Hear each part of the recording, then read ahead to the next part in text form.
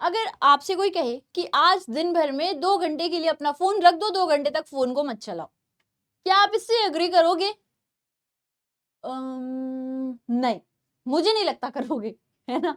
In fact कोई नहीं करेगा। To be frank, to be honest, बहुत कम ही लोग होंगे जो 2 घंटे तक अपने फ़ोन को कहीं छोड़ दें। सोने के अलावा तो ऐसा कोई टाइम नहीं होता होगा कि इतने लंबे समय के लिए कोई छोड़ता हो। क्योंकि फ़ोन में एक दुनिया है। फ़ोन में लोगों की शादी तक हो जा रही है यार, क्या चाहिए? फ़ोन से ही सब कुछ हो जा रहा है। जो चाहो, जहाँ चाहो, बैठे-बैठे टिकट बुक कर लो, बैठे-बैठे पेमेंट कर लो, बैठे-बैठे पैसे को भेज दो। तो आज के इस सेशन में हम फ़ोन को नहीं डिस्कस करने वाले हैं। फ़ोन से जो पैसे इधर से उधर चले जाते हैं ना, ये इधर था, वो उधर गया, हम इसकी डिस्कशन करने वाले हैं अपनी आज की सेशन में। यानी कि पैसों को कैसे ट्रांसफर करते हैं या methods of transfer of money, जो कि 3 होते हैं एक अकाउंट से दूसरे अकाउंट तक करने के। NEFT, RTGS, IMPS. तो अगर आप लोग देखो, अभी के समय को अगर आप लोग ध्यान दो अभी, तो तमाम पेमेंट और सेटलमेंट सिस्टम है। ऐसे तमाम मेथड हैं जिससे आप लोग पेमेंट कर सकते हो एक पॉइंट से दूसरे पॉइंट तक, ठीक है? ऑनलाइन पेमेंट कर सकते हो, लेकिन अगर मैं कहूं एक अकाउंट से दूसरे अकाउंट में पैसे भेजने हैं, यानी कि मैं अपने अकाउंट से सामने वाले के अकाउंट में पैसे भेजने चाहती हूँ, तो ये करने के मेरे पास 3 मेथड्स हैं। कितने मेथड है दोस्तों? 3। कौन कौन से 3 मेथड्स होते हैं? आरटीजीएस, नेफ्ट और आईएमपीएस, ठीक है?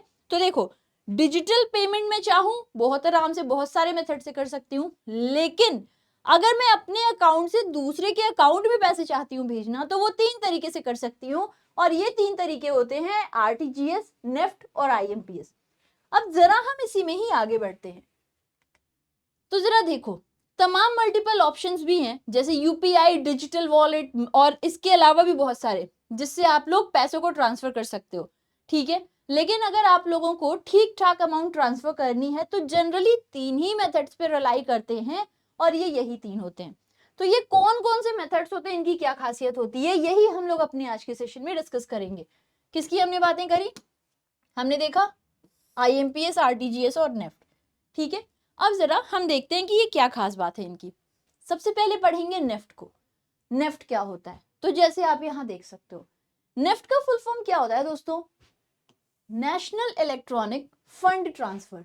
एक्चुअली ये फंड्स होता है, नॉट फंड, और ये कई बार एग्जाम में पूछा जा चुका है। फंड्स ट्रांसफर होता है, ठीक है? तो इसका फुल फॉर्म होता है नेशनल इलेक्ट्रॉनिक फंड्स ट्रांसफर। नवंबर 2005 में इसको लॉन्च किया था। नेफ्ट को इंट्रोड्यूस किया गया था रिजर्व बैंक ऑफ इंडिया के द्वारा, ताकि एक से दूसरे के अकाउंट में पैसे ट्रांसफर हो सके। चाहे कोई व्यक्ति करना चाहता हो, चाहे कोई संस्था करना चाहती हो, एक अकाउंट से दूसरे अकाउंट, हजारों अकाउंट नहीं, एक अकाउंट से दूसरे अकाउंट में, तो वो किया जा सके नेफ्ट का इस्तेमाल के यूज करके, ठीक है? नेफ्ट वो पेमेंट सिस्टम है जिससे कोई भी एक व्यक्ति जिसका बैंक अकाउंट है किसी ब्रांच में, वो अपने पैसों को किसी भी दूसरे बैंक के बैंक अकाउंट में ट्रांसफर कर सकता है। इसके अलावा जरा ध्यान दीजिएगा सभी लोग, नेफ्ट जो है ये टाइम विंडो में अवेलेबल होता है। NEFT system batch settlement provide करता है, ठीक है? तो देखो, मैं जरा आपको नेफ्ट समझाने की कोशिश करती हूँ। सपोज करो आपका अकाउंट एसबीआई में है और आप चाहते हो एक्सिस बैंक में जिसका अकाउंट है इसको मनी ट्रांसफर करना। तो सपोज करो आपका अकाउंट है एसबीआई में, आप एक्सिस बैंक वाले को मनी ट्रांसफर करना चाहते हो, ठीक है? आप इन्हें फंड ट्रांसफर करना चाहते हो। इसी तरह से मान लो कोई व्यक्ति है एक्सिस बैंक का, वो चाहता है कि वो एचडीएफसी में किसी को पैसा ट्रांसफर कर सके, और ऐसे ही मान लो एचडीएफसी का कोई व्यक्ति है जो चाहता है एसबीआई में पैसे ट्रांसफर करना। तो हमने क्या देखा कि मान लो एसबीआई का कोई कस्टमर है जो एक्सिस बैंक में किसी को पैसा ट्रांसफर करना चाहता है, एक्सिस बैंक का है जो किसी को एचडीएफसी में चाहता है ट्रांसफर करना पैसा, एचडीएफसी का है वो चाहता है एसबीआई में किसी को पैसे ट्रांसफर करना। तो ये क्या होगा, ये लोग जाएंगे अपने बैंक के ऐप पर, वहां पे फंड ट्रांसफर में इन्हें नेफ्ट, आरटीजीएस, आईएमपीएस दिखेगा। ये लोग नेफ्ट को अगर सिलेक्ट करते हैं, या मान लो बैंक की ब्रांच पर जाकर बोल सकते हैं मुझे पैसे ट्रांसफर करना है। अगर नेफ्ट का इस्तेमाल किया जाएगा तो क्या होगा, जो भी बैंक होगा, जैसे मान लो एसबीआई है, एसबीआई क्या करेगा, एसबीआई एक लिस्ट तैयार कर लेगा। क्या करेगा? एक लिस्ट तैयार कर लेगा कि कितने ऐसे कस्टमर हैं जो एक्सिस बैंक में कितने पैसे भेजने चाहते हैं, कितने ऐसे कस्टमर हैं जो एक्सिस बैंक में पैसे भेजने चाहते हैं। एसबीआई ने एक लिस्ट तैयार की, एक्सिस की तैयार कर ली, एचडीएफसी की तैयार कर ली, क्योंकि भैया इसके अंदर बहुत सारे कस्टमर्स होंगे जो पैसे भेजने चाहते होंगे। कोई कस्टमर एक्सिस को चाह रहा है, कोई एचडीएफसी को चाह रहा है, मान लो कोई और बीओबी को चाहता हो, कोई पीएनबी को चाहता हो। एसबीआई ने एक लिस्ट बना ली, इतने सारे कस्टमर एक्सिस में भेजना चाहते हैं, इतने सारे कस्टमर एचडीएफसी भेजना चाहते हैं, इतने सारे कस्टमर बीओबी भेजना चाहते हैं। इस लिस्ट को बना लिया। ऐसे ही दूसरे बैंक भी बनाएंगे, एचडीएफसी भी बना लेगा, कनारा बैंक भी बना लेगा, एक्सिस भी बना लेगा, आईसीआईसीआई भी बना लेगा, इंडसइंड भी बना लेगा। सभी बैंक ऐसे अपनी एक लिस्ट तैयार करते हैं, फिर सामने वाले बैंक के साथ में सेटलमेंट कर लेते हैं। इसका क्या मतलब हुआ? इसका मतलब हुआ, मान लो यहां पे एक और एग्जांपल कि एसबीआई में टोटल 10 करोड़ रुपए हैं अलग अलग कस्टमर के जो एक्सिस बैंक में भेजने हैं, और मान लो एक्सिस बैंक में टोटल 15 करोड़ हैं जो एसबीआई में भेजने हैं। यानी कि एसबीआई में जो टोटल कस्टमर के पैसे मिलाकर हैं जो एक्सिस में भेजने हैं वो 10 करोड़ हो रहे हैं, और मान लो एक्सिस में जो टोटल अमाउंट हो रही है जो एसबीआई को भेजना है वो कितने हो रहे हैं? 15 करोड़। तो इसमें क्या होगा? एक्सिस कहेगा कि तुम हमें 10 करोड़ देने वाले थे, है ना, हम तुम्हें 15 करोड़, ऐसा है तुम रखो 10 करोड़, हम तुम्हें 5 करोड़ एडिशनल दे रहे हैं, और ऐसे सेटलमेंट कर लेगा। ठीक है, तो ये इस तरीके की सेटलमेंट होती है। अब जो इन सारे बैंकों के बीच की सेटलमेंट होती है ये क्या होती है? ये एक तरीके से थोड़ी सी डिफर्ड होती है, डिलेड होती है, और हर आधे घंटे पे इनकी सेटलमेंट की जाती है। शुरू में तो और टाइम टेकिंग था, लेकिन धीरे धीरे समय के साथ इसको आसान किया गया। तो हर आधे घंटे पे ऐसी सेटलमेंट एक बैंक से दूसरे बैंक में होती है, और ये टोटल दिन भर में 48 बैचेस में की जाती है। टोटल कितने बैचेस में होती है? 48। चूंकि आप जब पैसे भेजोगे उसके बाद बैंक लिस्ट तैयार करेगा तब सामने वाली पार्टी में भेजेगा, तो इसको कहा जाता है कि ये इंस्टेंट नहीं कर रहा है, इंस्टेंट के जैसा है, लेकिन ये डेफर्ड या डिलेड सेटलमेंट है। क्या है ये? डेफर्ड कहोगे या डिलेड सेटलमेंट कहते हैं इसे।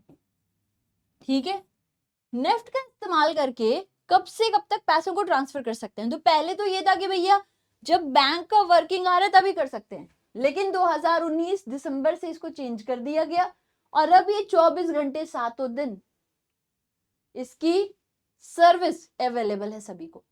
तो ये हो गया NEFT, national electronic funds transfer. इसमें एक खास और भी सुविधा है कि यहाँ के सिटीजन्स नेपाल में भी पैसे ट्रांसफर कर सकते हैं। तो ये हो जाता है नेफ्ट। ठीक है, एक बैंक अकाउंट से दूसरे बैंक अकाउंट में पैसा ट्रांसफर करने का पहला मेथड। अगला देखो, आरटीजीएस। आरटीजीएस याद रखे रहो कि भैया कोई बहुत अमीर है वो ही इसका इस्तेमाल करेगा। ठीक है, क्योंकि आरटीजीएस में कोई बैच वैच नहीं बनाना होता है। आपने इधर पैसा दिया या आपने अपने ऐप से करना चाहो, अब इन सब में ये क्या फायदा होता है ना, आप बैंक के ब्रांच भी जा सकते हो, आप अपने घर से भी कर सकते हो, तो आपको करना कुछ नहीं है। आपने पैसा दिया और वो उधर फटाक से ट्रांसफर हो जाएगा, कोई बैच नहीं बनेगी। एक कस्टमर से दूसरे कस्टमर इंस्टेंट बैंक कर देता है, उसमें कोई बैच नहीं नेफ्ट की तरह बनाता है। लेकिन इसकी एक शर्त होती है कि कम से कम 2 लाख रुपए आपको करने होंगे जमा, नहीं तो आप आरटीजीएस नहीं कर सकते हो। अब यार बताओ, क्या हम 2 लाख किसको भेजते हैं? 10,000 कोई मांगता है दे देते हैं, 2 लाख कोई मांगेगा तो कहेंगे नहीं भैया इतना पैसा नहीं है हमारे पास, इतना कहाँ से लाएंगे। ठीक है, तो ये अमीरों वाला चौंचले हैं। और आप देख सकते हो इसका फुल फॉर्म क्या होता है? Real time gross settlement. क्या है? Real time gross settlement. इसकी लॉन्चिंग की गई थी आरबीआई के द्वारा 2004 में, और ये एक inter bank payment customer transaction होता है 2 लाख से ऊपर, अगर कोई करना चाहे तो उनके लिए। ठीक है, यहाँ पे यही सुविधा है कि ये क्या हो जाता है, इंस्टेंट ट्रांसफर हो जाता है आरटीजीएस में। अब जरा हम लोग समझते हैं किसके बारे में, आईएमपीएस के बारे में। ठीक है, अब जरा हम समझते हैं आईएमपीएस के बारे में कि ये एग्जैक्टली क्या होता है। देखो, आईएमपीएस भी मोर और less it is like RTGS. IMPS RTGS का ही भाई है, लेकिन कंप्लीटली आरटीजीएस नहीं है, क्योंकि वहां पे कम से कम 2 लाख भेजना है और यहाँ पे ज्यादा से ज्यादा 5 लाख भेज सकते हो। पहले 2 ही लाख था। पर इसकी एक कंपैरिजन आप कर सकते हो कि ये भी इंस्टेंट सेटलमेंट है, यानी ये भी कोई बैचेस नहीं बनाता है। जैसे आप पैसे भेजोगे सामने वाले तक वो तुरंत ट्रांसफर हो जाएगा। ये तीनों ही सुविधा आप बैंक से करा सकते हो, खुद से कर सकते हो। आईएमपीएस तो आप आसानी से कर सकते हो, ठीक है, घर से बैठे बैठे हो जाता है। बैंकिंग ऐप पे अपने लॉग इन करोगे, वहां पे आपसे डिटेल्स मांगे जाते हैं। जिसको आप फंड ट्रांसफर करना चाहते हो उसका नाम पूछा जाएगा, नंबर पूछा जाएगा, आईएफएससी कोड पूछा जाएगा, उसके बाद से ट्रांसफरेंस होती है पूरी। तो आईएमपीएस में जो अलग है वो ये है, देखो आरटीजीएस और नेफ्ट शुरू में केवल बैंकिंग आवर्स में ही मिलती थी सुविधा। आईएमपीएस शुरू से 24 घंटे 7 दिन चलता है। एक और इसकी खास बात क्या है कि ये real time instant fund transfer है। नेफ्ट आरटीजीएस आरबीआई का प्रोडक्ट था, पर ये किसका प्रोडक्ट है? ये है एनपीसीआई का प्रोडक्ट, ठीक है। ये किसका प्रोडक्ट है? ये एनपीसीआई का प्रोडक्ट है। इस बात को आप सभी लोगों को ध्यान रखना होगा, ठीक है। अब अगर हम लोग एक कंपैरिजन कर लें इन तीनों के बीच में, ठीक है, तो देखो आरटीजीएस ये आरबीआई ने इंट्रोडक्शन किया था, इसका भी आरबीआई ने इंट्रोडक्शन किया था, लेकिन आईएमपीएस को एनपीसीआई लेकर आया था। ऐसे क्वेश्चन एक्चुअली एग्जाम में आ चुके हैं, ठीक है। अगला देखो मोड ऑफ पेमेंट। तो आरटीजीएस को आप ऑनलाइन ऑफलाइन दोनों कर सकते हो, एनईएफटी को भी कर सकते हो, लेकिन आईएमपीएस को आप सिर्फ और सिर्फ ऑनलाइन अपने फोन से ही करोगे, ठीक है। बैंक आपके ये दोनों कर लेता है, ये आपको खुद ही करना रहता है, हर बारी ऑनलाइन ही होता है बेसिकली, ठीक है। ऑफलाइन आप जाके नहीं करा सकते इसको। आरटीजीएस, एनईएफटी और आईएमपीएस तीनों में एक सिमिलैरिटी है कि ये तीनों ही 24 घंटे 7 दिन चलते हैं, ठीक है।